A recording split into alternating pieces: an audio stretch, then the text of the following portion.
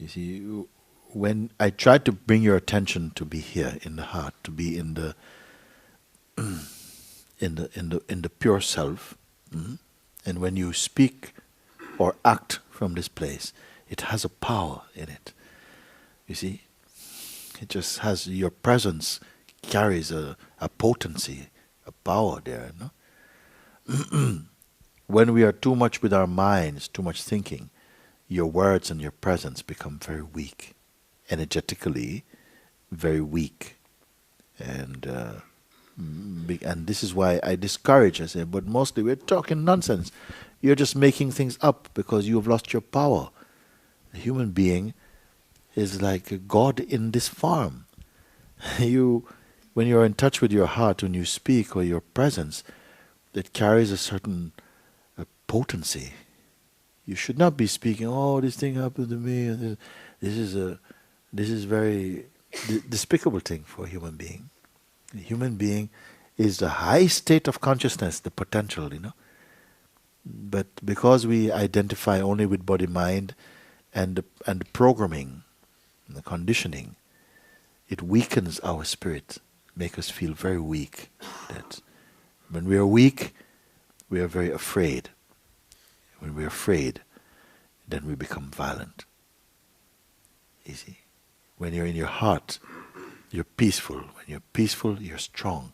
When you're strong, you love. You don't force. You follow. The mind say when you are strong, you are aggression. No, and the strength is not aggression. When you're strong, when you're centered, then you love the world. You love life. You love the truth. You're at peace. You're true. You're complete. When you're afraid, you're insecure. When you're insecure, you judge. You resist. You fight. You kill. You see, you're selfish, aggressive. And they say, oh, this guy is very strong. He's not strong, very weak. Not flexible, not broad. The one who knows the truth is broad internally, inside. They're not easily insulted. They're not easily affected by the changing winds of the mind. They see always from a place of harmony. And they overlook many silly things. No, don't worry about it. Nothing. This is strength. This is your strength. You don't try it. No, this is too much. You understand? Please say yes.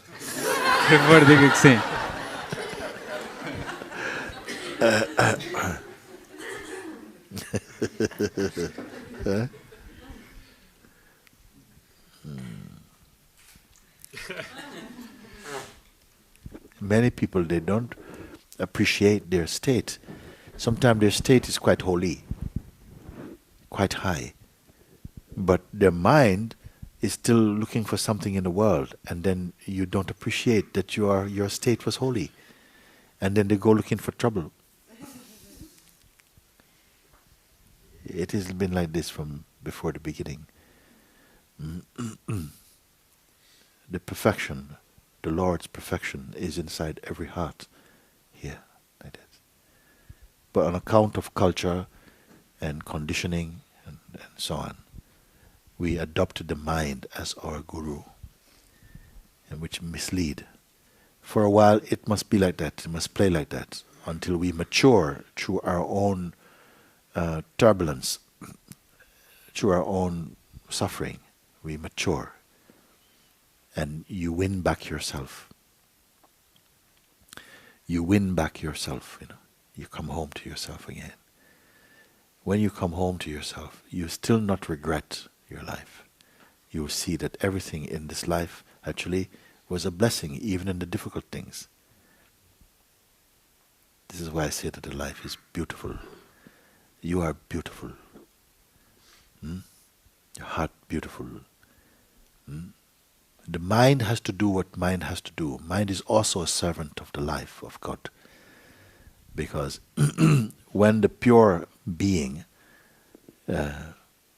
manifested as a person, then the mind aspect also came down to play as friend and enemy with you, and to test you, so that you grow, and you must overcome him. When you overcome him, you come home. And then you say, Mr. Mind, thank you for giving me so much trouble. Because the trouble you gave me helped me to grow. Because when I was very stupid, I was thinking I'm these things. And every time I think I was this thing, you bite me. And so I couldn't relax. I had to come out of myself. I had to find something to get away from your bite, because your bite is so painful. You see? Mm-hmm.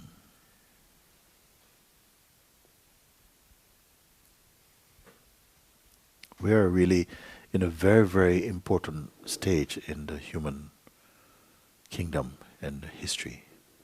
You know? I don't say this very lightly. A lot of changes are showing. For a long time I denied them also.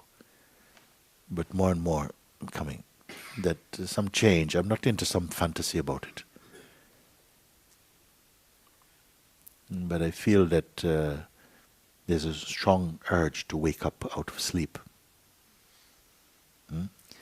I say each morning we wake up from the dream. But to be truly awake, you must wake up also from the waking state. The waking state is not our true wakefulness. Our true wakefulness is to be awake as pure consciousness. You see?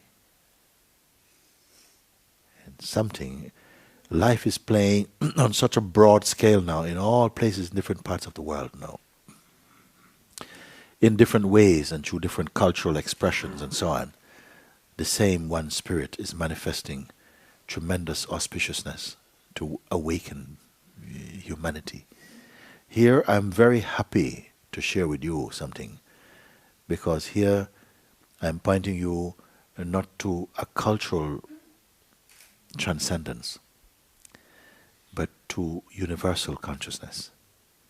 Universal consciousness means that you are not merely not a tribal awakening, but to go over everything, to come back to your own universal self, your universal being, to be free of judgment, and to come into the pure waters of the self. And it's so possible.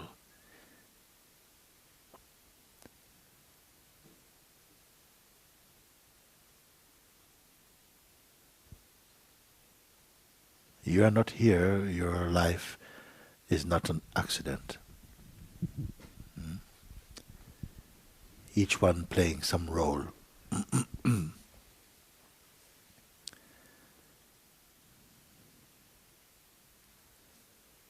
But 100% the pure spirit is in each body, awaiting recognition. But not waiting, it's not waiting.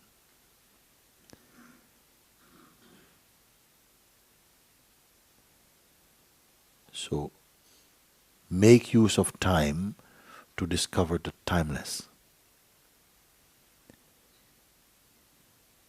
Make use of life to discover the imperishable, the unborn.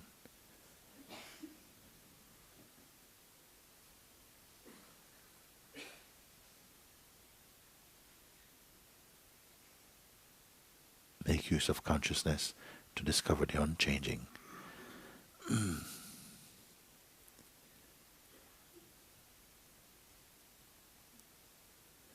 I said recently, I don't want to speak about the truth or about God. Because when you speak about something, it's because it's not here. You see? If you are here, I can't speak about you, you're here. And the truth is here, God is here, life is here. So we don't have to talk about it, we are it itself. Why we have to talk about? It's not a stranger. Consciousness, conversing with consciousness about consciousness.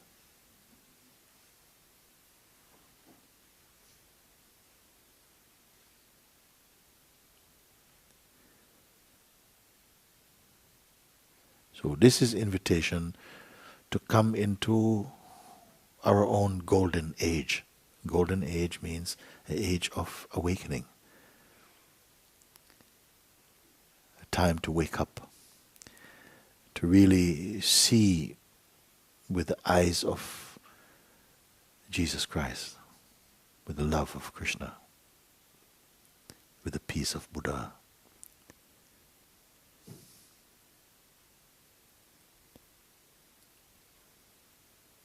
Our spirit is that. Our spirit is that. Our self is that. I am not paying you any compliments when I say that. Because what I say, I am ready to prove. When you are ready also, you show you like this. Because no distance or time stand between us. Nothing stand between you and me. Except whatever thoughts you embrace as true, which are not in service to the true. This is the only thing that can create the sense of separation, of duality and suffering.